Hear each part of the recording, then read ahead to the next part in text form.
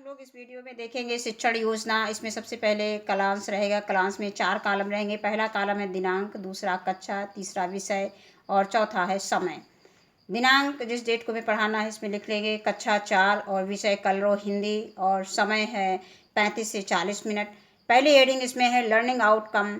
बच्चे महापुरुषों के विषय में बताते हैं तथा पाठ में आए शब्दों के लिंग, वचन, प्रत्यय व उपसर्ग के संबंध में जानकारी रखते हैं।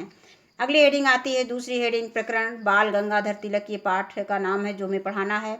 और तीसरी हेडिंग है सीखने सिखाने की सामग्री। इसमें हमने पाठ पुस्तक कलरो लिया है। और सीखने सिखाने की प्रक्रिया गतिविधियाँ, इसमें भी 4 कॉलम रहेंगे। पहला कॉलम है क्रम संख्या का, दूसरा है चरण, तीसरा है समय और चौथा है आकलन के तरीके।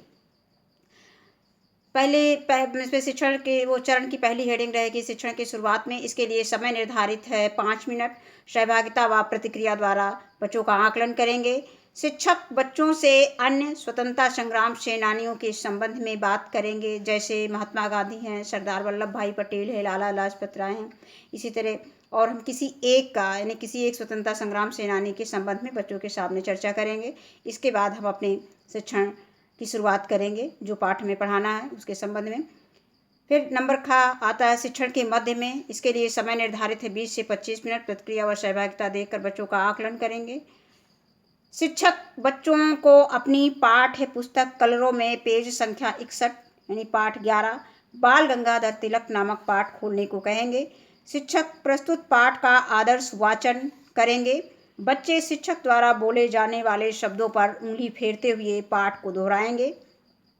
अब शिक्षक बच्चों को पाठ का सारांश बताएंगे। इसके बाद सारांश देखते हैं। इसमें हमने सारांश भी दे दिया है और आगे के भी शिक्षण प्लान में सभी में हम लगभग सारांश देंगे। बाल गंगाधर तिलक का जन्म 23 जुलाई सन 1856 ईस्वी को महाराष्ट्र राज्य के कोंकण, इसके आगे देखते हैं, कोंकण जिले के रत्नागिरी नामक स्थान में हुआ था। इनके पिता का नाम गंगाधर राव व माता का नाम पार्वतीबाई था। इनके बचपन का नाम केशव था। घर में सबसे छोटा होने के कारण इन्हें बाल कहकर पुकारते थे। जैसे घर में सभी बच्चों को प्यार से कुछ न कुछ बुलाया जाता है और तो इन्हें बाल कहकर पुकारते थे क्योंकि ये सबसे घर में छोटे थे। कुशाग्र तिलक जो है यानी कि बाल गंगाधर तिलक कुशाग्र बुद्धि के थे यानी तेज बुद्धि के थे। विद्यालय जाने से पहले इन्होंने संस्कृत ग्रंथ याद कर लिया था। गणित के कठिन प्रश्न मौखिक ही हल कर लेते थे। इन्हें पेन कॉपी की जरूरत नहीं होती थी। कोई भी कठिन प्रश्न है जैसे ही शिक्षक देते थे तुरंत ये उसका हल बता देते थे मौखिक। इनका विवाह जो है सत्यभामा बाई से हुआ था। ये हमने इसमें इसका थोड़ा सा वर्णन कर दिया। इन्हें गणित, संस्कृत और इतिहास में विशेष रुचि थी। 1877 में इन्होंने BA पास किया और इसके बाद कानून की डिग्री प्राप्त की। इसके बाद वकालत करने लगे। केसरी और मराठा समाचार पत्र निकाले।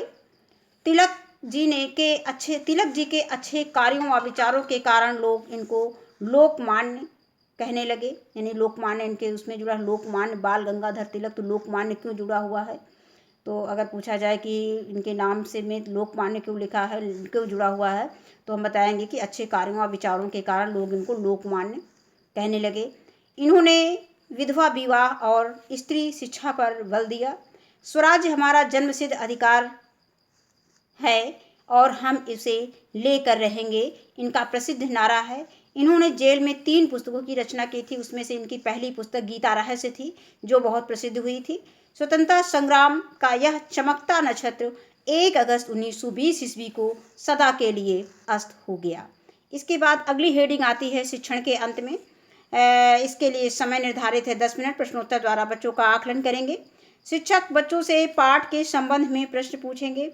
जैसे हमने इसमें पहला प्रश्न लिया है, बालक गंगाधर ने शिक्षक द्वारा पूछे गए गणित के प्रश्नों या पूछे गए प्रश्नों को कैसे हल किया। यहाँ पर हम गणित भी लिख सकते हैं, बच्चों को बता सकते हैं, हिंट दे सकते हैं कि गणित के प्रश्नों को कैसे हल किया।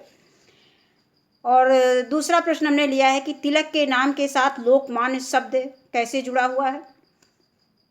और तीसरा प्रश्न है लोकमान्य बाल गंगाधर तिलक ने क्या नारा दिया था। चौथा प्रश्न हमने लिया है तिलक के बचपन का नाम क्या था।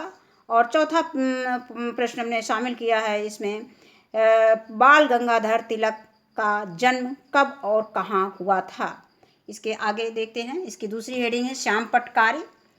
इसमें जो है शिक्षक जो है पाठ में आए कठिन शब्दों का अर्थ श्याम पट पर लिखेंगे। इसमें शब्द अर्थ हमने लिया है तल्लीन। तल्लीन का मतलब होता है कि पूरी तरह लगा हुआ, और प्रतिभा मीन्स योग्यता होता है। रुष्ट मीन्स नाराज। कुरीत मीन बुरी प्रथा। निष्ठा मीन्स विश्वास। कुशाग्र मीन तीक्ष्ण। जन्मसिद्ध मीन जन्म से प्राप्त, और विद्वता मीन ज्ञान। ये हो गया। शिक्षक बच्चों को उपयुक्त शब्दार्थ अपनी कॉपी पर लिखने को कहेंगे। इसके बाद अगली हेडिंग आती है प्रदत्त कार्य गृह कार्य असाइनमेंट। इसके लिए समय निर्धारित है 5 मिनट। शिक्षक बच्चों को घर से कठिन शब्दों के अर्थ याद करके आने को कहेंगे। आगे आता है शिक्षक की आगामी कार्य योजना। ये 6ठी हेडिंग है, अंतिम हेडिंग। कक्षा शिक्षण के दौरान बच्चों के आकलन व फीडबैक में आई कठिनाइयों को ध्यान में रखकर शिक्षक आगामी कार्य योजना का निर्माण करेंगे। इसके बाद आता है, अब कुछ इसमें और भी पॉइंट शामिल किए हैं जो हमें आगामी कार्य योजना में शामिल करना है। अभ्यास प्रश्नों को शामिल करेंगे और व्याकरण संबंधी कठिनाइयों को दूर करेंगे। इनसे संबंधित जो है विषय वस्तु हमको अगली आगामी कार्य योजना में शामिल करना है। धन्यवाद।